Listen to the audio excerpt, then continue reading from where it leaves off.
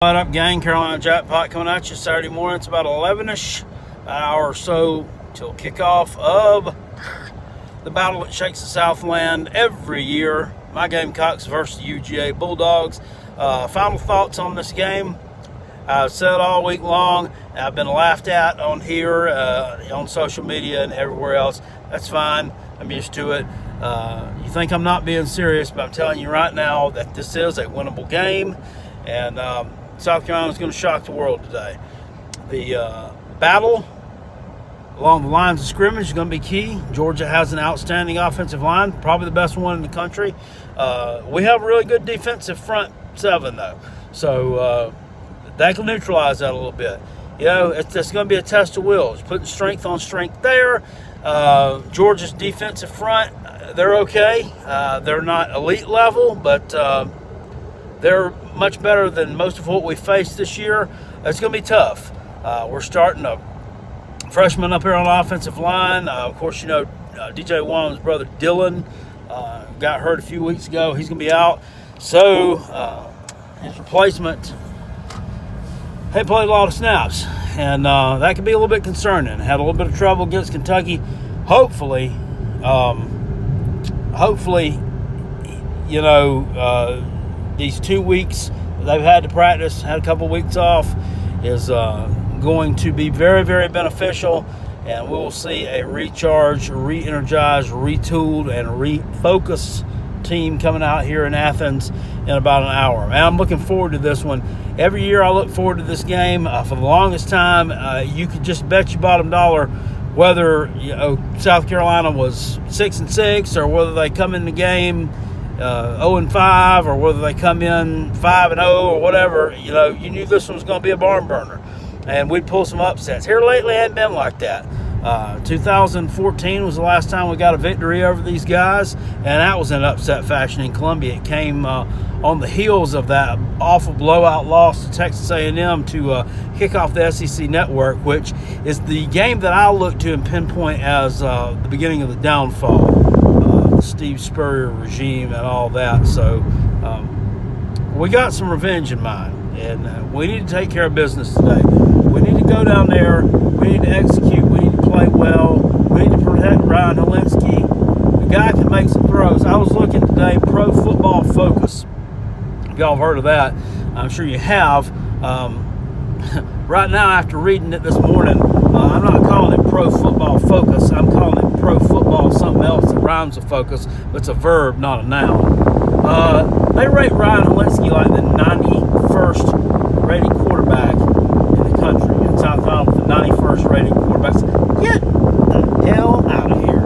Are you crazy? The kid was hurt. I mean, hell, he played hurt against Missouri, played hurt against Kentucky. That's why and I'm hearing this from all over the place. When your passing yardage dropped from the time you played Alabama to the time you played Missouri, and then you dropped even more against when you played Kentucky. Guess what, geniuses? He was hurt. They limited what he had to do as far as throwing the damn ball. They utilized the running game, which they should have done all damn year long, which they should have never gotten away from the first game, which is why our coach is a born moron and why we are right now still toting a loss to UNC, which still makes me mad. Okay? Still makes me mad. I'm still on the fire boom train, and I'm not going to get off of that. I ain't getting off of it anytime soon unless he wins a national championship, and the chances of that are slim and well, it's not happening. Okay? The boom bus wheels went flat when Mac Brown punched it in against you and you won 24 or lost 24-20 in Charlotte. That was absolutely abysmal, unexcusable. It should never have happened. Period. Should have never happened. Today is a new day.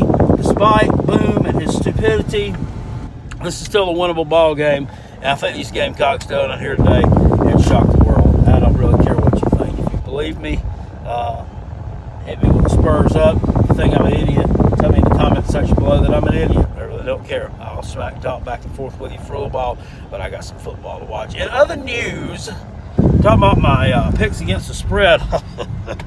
And last week we were about 55% against the number over, I think, like 28 games, which is pretty decent when you're picking that many games, especially some against teams that you really don't have a firm knowledge of. Started off 0-3 so far this week. Syracuse let me down on Thursday night. NC State came out pretty energized. But let's just face it. I want to talk about some of these teams for a minute here, and I'm going to rattle a little bit off about them, and I'm going to talk a little crap about them. Syracuse is just a crap show. I mean, they are terrible, and I had said this all summer long that they'd been overrated. They were 4-8 the season that they upset Clemson in 2007. That was really the only thing they did. Eric Dungy got hurt right after that game. They didn't win another single game. They were 4-3 after they beat Clemson. They lost 5 in a row. All of a sudden last year they catch lightning in a bottle. They have the right combination of guys on offense, defense. They have Dungy back. He remains healthy for most of the season. And they had a favorable schedule. And they won 10 games. Well, that's just great. And they played Clemson in a close game. That's just great, too. Let's also look at the fact that the majority of their wins were close wins against not very good competition. And so this year, I mean, it's just back to more of the same. I mean, they're not very good. I mean, everybody's sitting here, oh, my gosh, Dino Babers, you know, he's a great coach. He is just great. I mean, he took Syracuse from the doldrums, and I knew the whole time they was talking this mess, I said, pump the brakes on this dude. He ain't that great. There's a reason why. This man, if you look at his resume, he's worked at about 50 different schools. I ain't lying to you. He has worked at 50-something schools. You'd think there was something wrong with him, right? Well, you know what? I mean, maybe there is. I mean, maybe he just is a job hopper because he ain't that great. He ain't that great. He lands a big-time coaching job somewhere, it's going to be exactly like a Will Muschamp or a Willie Taggart hire. It's going to be a literal crap show because he ain't proved nothing yet. But anyway, enough about them. They looked terrible the other night against NC State. Not a very good team. But still did almost cover that number. They were underdogs by 4.5, lost by 6. Last night, Colorado, what are you doing? 45-3. This game, I don't know if any of y'all watched this much or not, but I watched this one. It was a late game.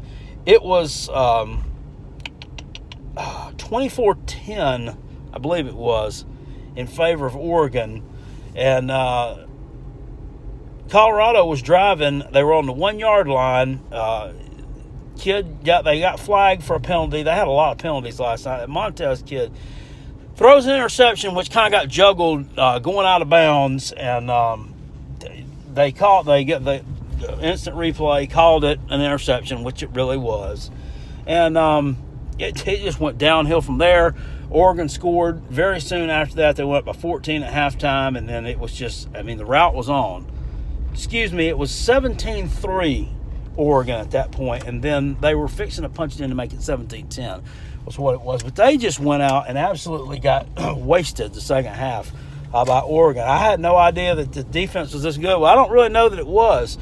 Steven Montez completed way more passes to yellow jerseys last night than he did to white jerseys, which was their ultimate downfall. And then Virginia. What happened to you last night? What happened to you guys? I mean, I understand Miami was a favorite in that game. For what reason, I didn't know. I couldn't figure that out, but I said Vegas knows something. They would not be a favorite in this game after the way they've played. You know what? Once again, Vegas knows. Vegas knows. I don't know how, but Vegas knows. You went out there and you didn't perform. How many times were you inside Miami's red zone?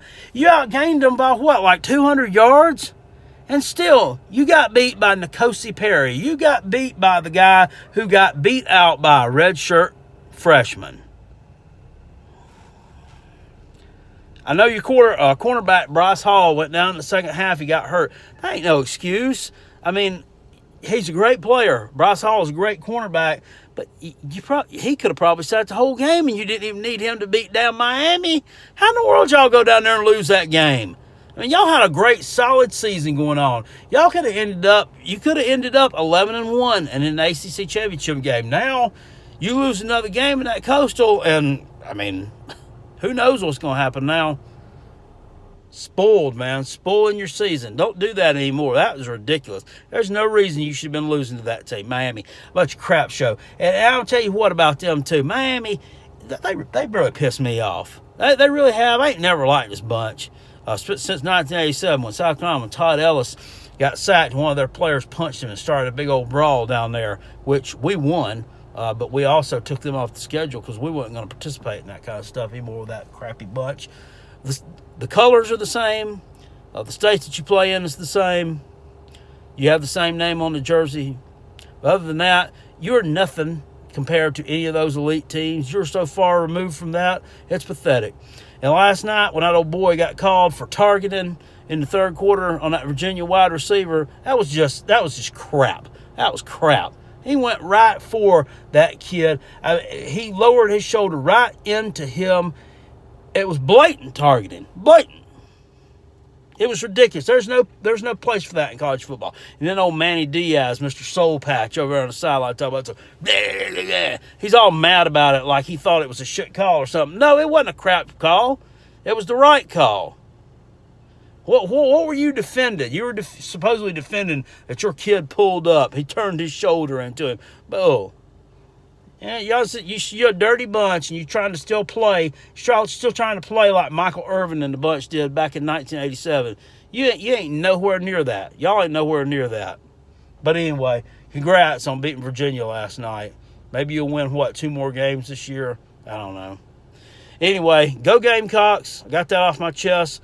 We'll see y'all at halftime. See how this old thing's going. Woo! Go Cox.